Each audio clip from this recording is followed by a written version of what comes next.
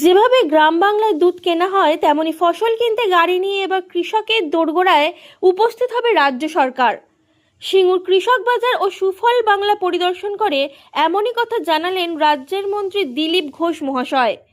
এই দিন সিঙ্গুর কৃষক বাজারে উপস্থিত হন মন্ত্রী দিলীপ ঘোষ মহাশয়।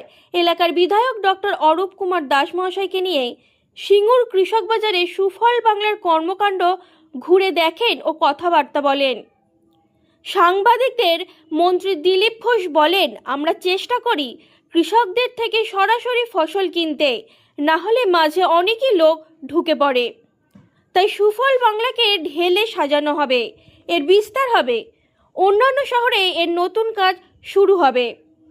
কৃষকরা কয়েক কিলোমিটার দূর থেকে ফসল এই বাজারে নিয়ে আসে, তাই তাদের জন্য যেমনভাবে গ্রামে গ্রামে দুধ সংগ্রহ করা হয়, ঠিক তেমনই জমির ধার কিংবা গ্রাম বাংলার যে কোনো জায়গা থেকে ফসল সংগ্রহ করা হবে। পাশাপাশি মন্ত্রী আরও বলেন, অনেক কৃষক মান্ডি পড়ে আছে, যেগুলো নিয়ে অকশন থেকে নতুন করে শুরু করা হবে, যাতে অনেকে ব্যবসা করতে পারে।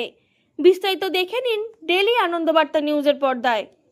সুফল বাংলা ব্র্যান্ড হচ্ছে এই জন্য যে চাষিদের কাছ থেকে সোজাসুজি পয়সা দিয়ে নিয়ে শহরে সবজি কম দামে পৌঁছে দেওয়া।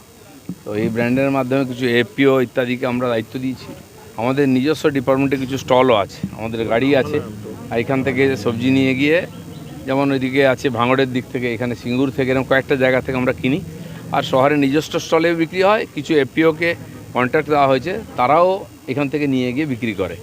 এই যে সিঙ্গুরে কৃষক বাজার একটা হাব, এখানে সবজি কেনাকাটা হয়, চাষিরা নিয়ে আসেন।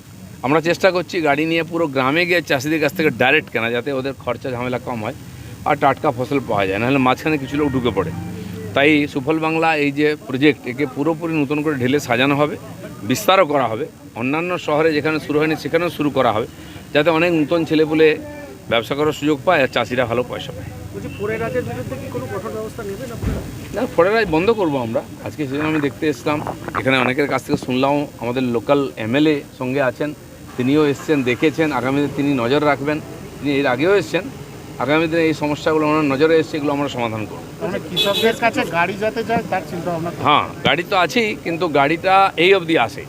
এখান থেকে আরও 10-15 কিলোমিটার দূর থেকে কৃষকরা নিয়ে আসেন, তাদের যেন আসতে না হয়। যেমন দুধ কালেকশন হয় গ্রামে গ্রামে, এক জায়গায় সবাই এলেন, ওখান থেকে আমরা কালেকশন, সে জমির ধারেও হতে পারে, সেখান থেকে ডাইরেক্ট কালেকশন হবে। কিষাণ মান্ডি তৈরি করা হয়েছে, মানে এখনো আছে সেইগুলো চাষিরা ঠিকভাবে। অনেক কিষাণ মন্ডি, অনেক বাজার পড়ে আছে আমাদের, আমি হিসাব নিয়েছি। সেগুলো আমরা ঠিকঠাক করে অকশন করব, যাতে সাধারণ মানুষ ইউজ করেন, ব্যবসা করতে পারেন। চলুন।